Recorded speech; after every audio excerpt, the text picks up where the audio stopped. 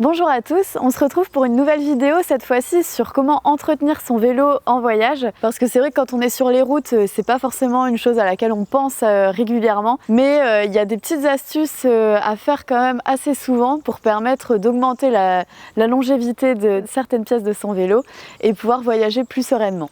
Donc la première chose importante à vérifier et à entretenir, ça va être sa chaîne. Donc la chaîne, c'est un des éléments vraiment essentiels au vélo, même si en soi tout est essentiel, mais la chaîne, ça va être vraiment important de bien l'entretenir et surtout pour éviter de trop vite abîmer la cassette.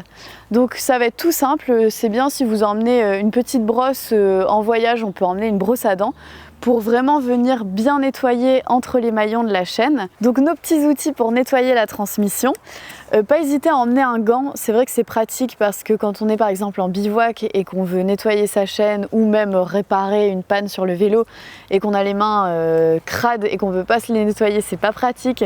Donc le petit gant, ça prend pas de place. Ensuite, soit une brosse vraiment bien adaptée à la transmission, on est bien content d'avoir retrouvé ça en rentrant de voyage, mais c'est un peu encombrant, donc une vieille brosse à dents peut faire l'affaire. Et puis un produit dégraissant spécial transmission, donc soit un produit adapté, soit liquide vaisselle. Nous en général, c'est ce qu'on faisait quand on était sur les routes. Donc avec la brosse, on va venir bien nettoyer les maillons de la chaîne, nettoyer également les dents de la cassette, pas oublier la cassette, et les galets de dérailleur. Vous en avez un ici et un ici.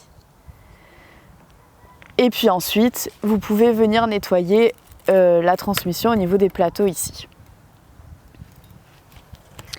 Donc assez rapide, vous faites ça sur chaîne mouillée avec les produits comme on disait, vous rincez bien, on attend que tout sèche pour éviter la rouille et une fois que le vélo est bien sec, on va venir lubrifier sa chaîne pour la préserver de la rouille, des intempéries au maximum. Et vous avez des lubrifiants pour temps sec, temps humide. Nous en voyage on avait un lubrifiant tout temps qui est polyvalent et qui permet de préserver sa chaîne. Sachant que la chaîne, c'est bien de tester son usure assez régulièrement. Vous pouvez faire ça avec un testeur de chaîne ou aller chez un réparateur vélo sur votre route, voir où elle en est. Globalement, la chaîne, on conseille de la changer tous les 2000 km. Après, ça va varier en fonction de comment vous roulez, comment vous changez vos vitesses, du dénivelé qu'il peut y avoir. Mais c'est bien de la checker régulièrement et de la changer quand il y a besoin. Et ça va permettre, en changeant régulièrement sa chaîne, de préserver la cassette.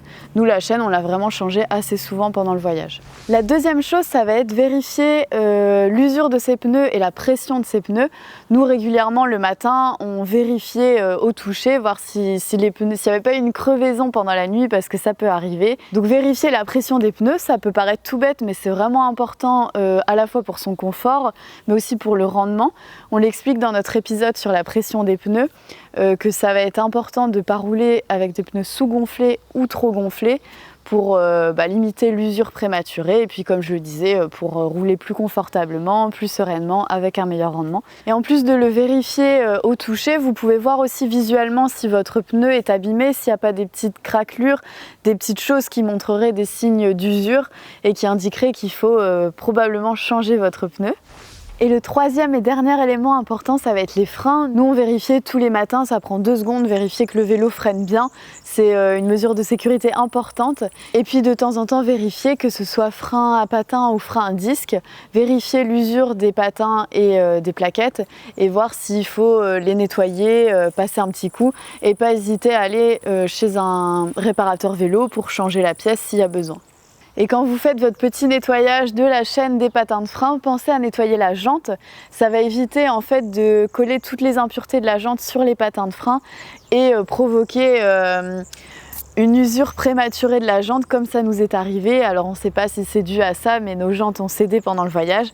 Et c'est vrai que peut-être un meilleur entretien des patins de la jante aurait évité cette panne. Et pour vous montrer les impuretés qu'il peut y avoir sur la jante, là le vélo est tout propre, il vient d'être nettoyé.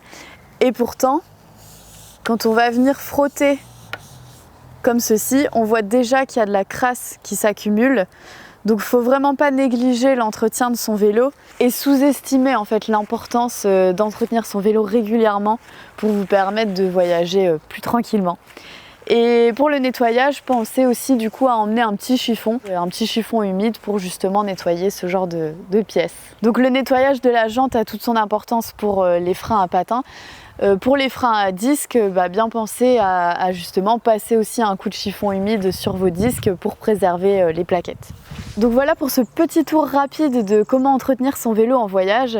Ça peut paraître vraiment être une grosse contrainte quand on n'a pas forcément envie de faire ça après la journée de pédalage. Mais c'est assez rapide. Dès que vous êtes par exemple chez un hôte ou dans un camping, vous profitez du tuyau d'arrosage, vous passez un petit coup sur vos vélos et après on est content que ce soit fait et ça permet de pédaler sereinement et plus longtemps en évitant les pannes et les casses. Donc là c'était juste un épisode sur l'entretien.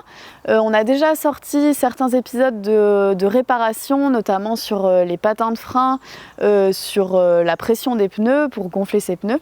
Mais on pourra aussi sortir un épisode notamment sur comment réparer sa chaîne, comment réparer une casse de chaîne ou comment réparer une crevaison. Donc n'hésitez pas à nous dire en commentaire si ce type de tuto réparation peuvent aussi vous intéresser. Et on avait également sorti une vidéo sur les quelques outils à emmener en voyage pour justement pouvoir bichonner sa monture sur les routes. Donc j'espère que ça vous aura plu et servi sur les routes et je vous souhaite un bel été.